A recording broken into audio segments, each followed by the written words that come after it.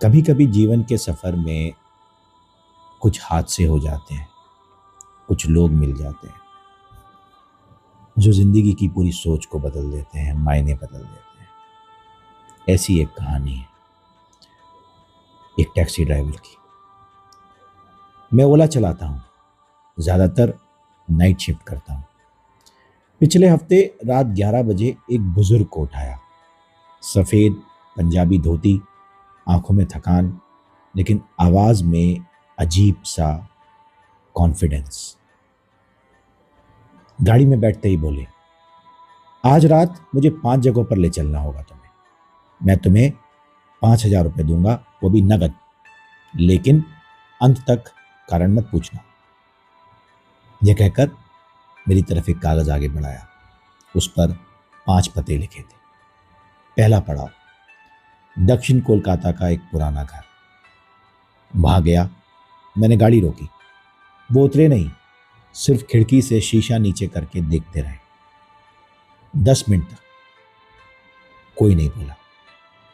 उनकी आंखों से निरंतर आंसू बह रहे थे, पर कोई आवाज नहीं। चलो, अगला पड़ाव। दूसरा पड़ाव, एक प्राइमरी स्कूल। गेट बंद, अंदर अंधेरा, खुला मैदान। वो उतरकर धीरे धीरे झूले तक गए। एक झूले पर बैठकर हल्के हल्के झूलने लगे। 20 मिनट बाद लौटे और बोले, मैं यहीं पढ़ाता था। 45 साल, जिंदगी का सबसे अच्छा समय यही था। चलो, तीसरा पड़ाव, एक छोटा पुराना कॉफी हाउस। अंदर जाकर एक कप चाय मंगाई और एक कप मेरे लिए मंगाई। कोने की मेज पर बस बैठे रहे। चाय को छुआ तक नहीं, बस चारों ओर देखते रहे।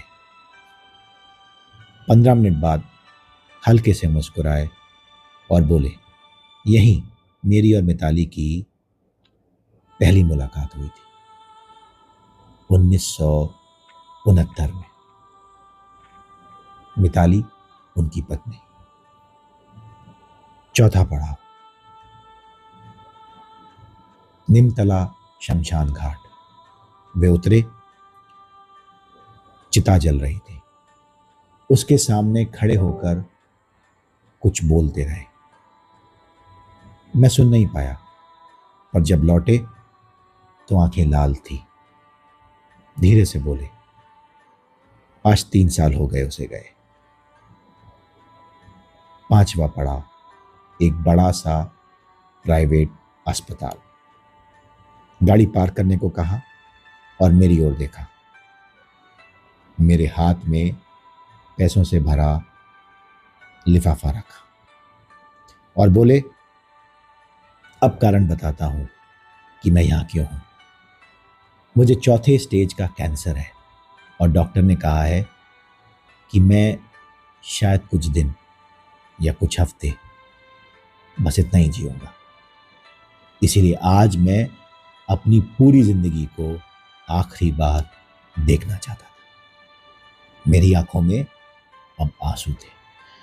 उन्होंने कहा, वो घर जहां बच्चों को बड़ा किया, वो स्कूल जहां मैंने अपना जीवन जिया, वो कॉफ़ी हाउस जहां मेरे प्यार की शुरुआत हुई, वो शमशान जहां मैंने अपने प्यार को आखिरी विदाई दी, और आज ये अस्पताल जिसमें मैं आज अंदर जाऊंगा पर कभी बाहर नहीं आऊंगा। 5,000 रुपये मेरे हाथ में एक बोझ के समान थे। फिर बोले, बेटा, बहुत बहुत धन्यवाद। तुमने मुझे मेरी एक जिंदगी एक बार फिर घुमा दी। तुम्हारा बहुत बहुत धन्यवाद जो तुमने मेरे साथ ये व्यवहार किया। मैंने कहा, मैं ये पैसे नहीं ले सकता। वो बोले, नहीं, ले लो, क्योंकि मेरे पास देने के लिए अब मेरा कोई नहीं। बच्चे विदेश में हैं जो अब बात नहीं करते। कोई यार दोस्त अब बचा नहीं, सब चले गए। तुमने 3 घंटे दिए, 3 घंटे की इंसानियत दी। उसकी कीमत इन 5,000 से बहुत ज़्यादा है। उन्होंने अपना सूटकेस उठाया और वो अंदर चले गए। अगले दिन मैं भी अस्पताल गया। मैंने पूछा, अनिरुद्ध मुखर्जी, केबिन 412। फूल लेकर मैं अंदर गया। मुझे देखकर मुस्कुराए। तुम आ गए? हाँ, मैं आ गया। मैं आपको ऐसे जाने नहीं दे सकता।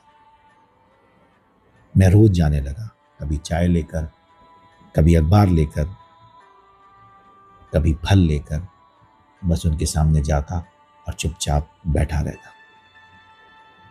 एक दिन वो बोले, सोचता था कि मैं अकेला मरूंगा, लेकिन तुम हो आखिरी वक्त में एक ऐसा अजनबी जिससे मैं कभी नहीं मिला, पर आज वो मेरा परिवार है। तुम्हें बहुत बहुत आशीर्वाद। मैंने उनका हाथ पकड़ा और बोला कि आप अकेले नहीं हैं। अगले दिन मंगलवार को सुबह 3:17 पर वो इस दुनिया से चले गए। मैं बस उनका हाथ पकड़कर बैठा रहा। उनके आखिरी शब्द ये थे कि सबसे कहना कि अजनबियों की ओर जरूर देखना, सचमुच देखना। हम सब कहीं जा रहे हैं, कोई तेज, कोई धीरे, पर जाते हुए राह में दया जरूर करना, जैसे तुमने की। तुमने मेरे आखिरी दिनों को जीने लायक बना दिया। तुम्हें खूब खूब आशीर्वाद। हमेशा खुश रहो। फिर मॉनिटर की आवाज एक सीधी रेखा बन गई। मैं उनको शमशान ले गया, जहां पर सिर्फ 6 लोग थे। मैं, उस अस्पताल की 3 नर्स, एक वकील और उनका एक कोई पुराना छात्र।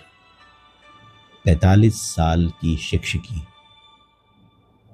55 साल का दाम्पत्य, 81 साल की जिंदगी और कुल 6 लोग। अनिरुद्ध बाबू ने मुझे सिखा दिया, हर यात्री की एक कहानी है। हर इंसान जी रहा है, मर रहा है, इंतजार कर रहा है कि कोई उसे देखे। उन्होंने मुझे 5,000 रुपये दिए थे जीवन की सड़क पर गाड़ी चलाने के लिए, पर जो सीख मुझे मिली है उसकी कोई कीमत नहीं। मानवता के अलावा कुछ नहीं, यही सब कुछ है। आज भी वो लिफाफा मेरी गाड़ी के ग्लव बॉक्स में रखा हुआ है। मैंने खर्च नहीं किया, क्योंकि शायद हर यात्री अपनी आखिरी यात्रा पर हो। हर अजनबी शायद आखिरी विदाई दे रहा हो। इसलिए अब मैं अलग तरीके से गाड़ी चलाता हूं। सबसे बोलता हूं, उनकी सुनता हूं, उनको देखता हूं, उनसे पूछता हूं, क्योंकि किसी एक इंसान ने मुझसे मेरा थोड़ा सा वक्त मांगा था और उसका सब कुछ बदल गया।